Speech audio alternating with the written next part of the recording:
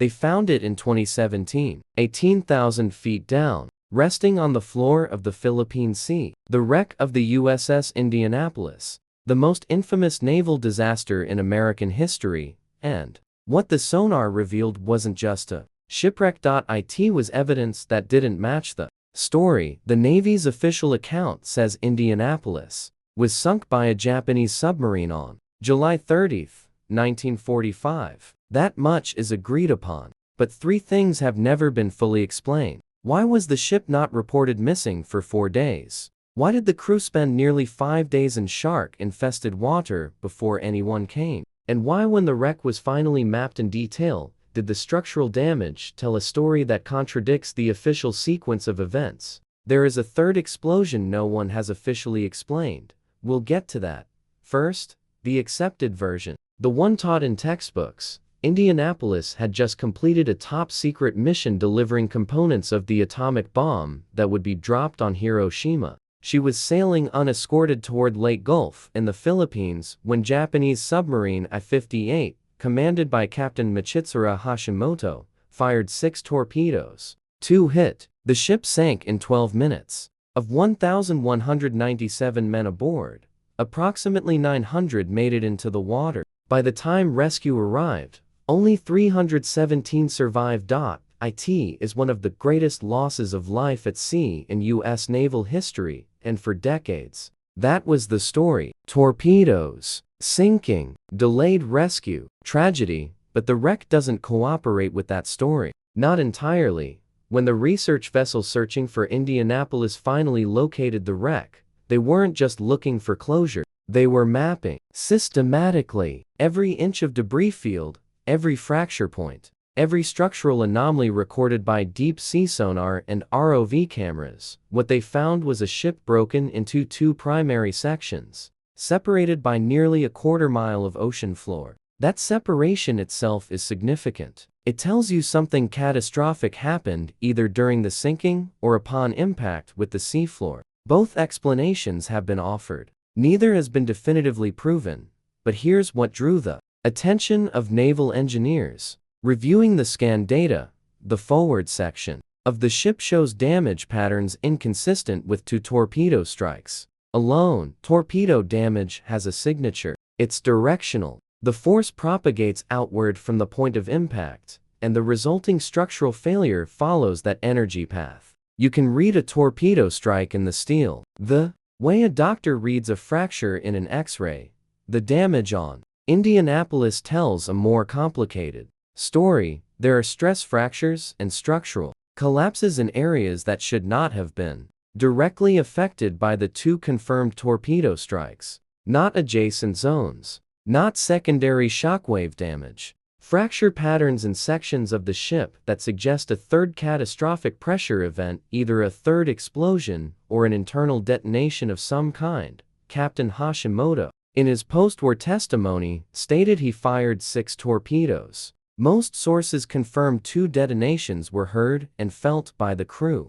Survivors describe 2 distinct impacts. 2.So where did the third event come from? Here is where the official version starts showing it seems Indianapolis was carrying, in addition to the atomic bomb components, a full munitions load, depth charges, ammunition, fuel, standard wartime payload for a heavy cruiser in active theater. When the forward section of the ship where much of this ordnance was stored shows blast patterns that radiate outward rather than inward, the question becomes unavoidable.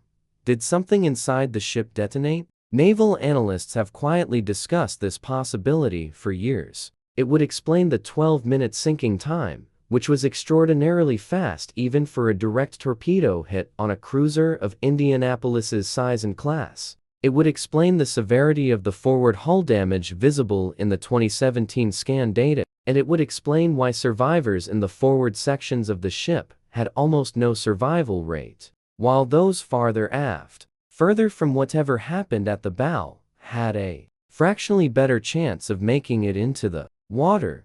Think about what that means for those men in the water.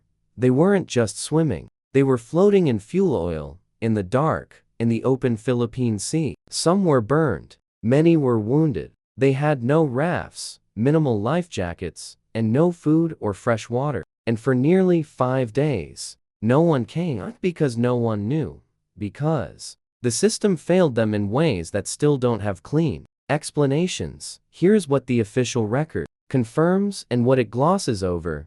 Indianapolis's arrival at Lake Gulf was never reported as overdue. The Port Authority assumed the ship had been rerouted. The Naval Command assumed someone else was tracking her. A distress signal was received by at least 3 separate stations. Records confirm this, but 2 operators did not act on it, and one was reportedly intoxicated. The man who eventually organized the rescue, Lieutenant Wilbur Gwynn, found the survivors entirely by accident. While on a routine patrol, Flight.by accident, after nearly 5 days, the sharks had been in the water with the survivors the entire time. But the real problem wasn't just the delay. It was what the delay revealed about the system built to prevent exactly this kind of disaster, and the fact that no one was ever seriously held accountable for it at the institutional level. Captain Charles McVeigh was court-martialed. He was convicted of hazarding his ship by failing to zigzag. He was the only American captain in World War II court-martialed for losing his ship to enemy action in wartime. The Japanese submarine commander who sank him, Hashimoto, testified against him at the trial.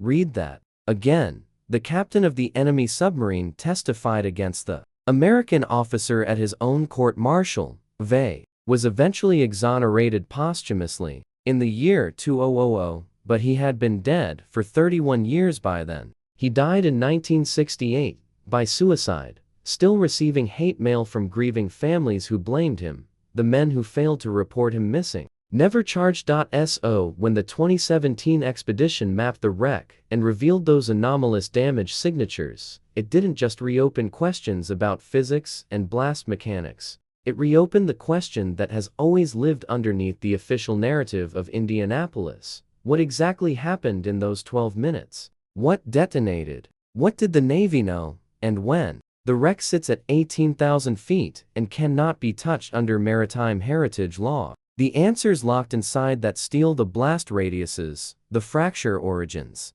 The precise sequence of structural failures cannot be directly retrieved. They can only be inferred, and the inferences are uncomfortable, because here is the larger implication that the skin quietly surfaces. If there was an internal detonation secondary to the torpedo strikes, or triggered by them, then the 12-minute sinking time was not exceptional bad luck. It was a predictable consequence of the ship's munitions configuration combined with battle damage, which means the question of survivability, of how many of those 900 men in the water might have lived with faster rescue, becomes a very different calculation, and the question of accountability becomes a very different conversation. The Navy, officially, closed the Indianapolis case as a wartime tragedy. Enemy action, delayed rescue due to systemic communication failure, a regrettable loss.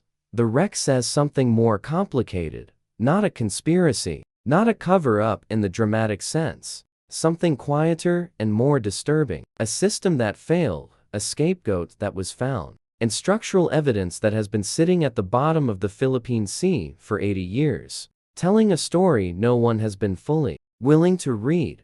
317 men survived. 880 did not. Some of them spent days in that water, watching their shipmates disappear below the surface, pulled under in ways that left nothing behind. They came home, and they testified, and they filed their reports, and they waited for someone to ask the harder questions. Most of them are gone now. The third explosion is still unaccounted for in the official record. The scan data has been reviewed. The anomalies have been noted. No official body has issued a revised account of the structural damage sequence or what it implies. The wreck is protected. The evidence is preserved, and the complete story remains, as it has always been, just slightly out of reach.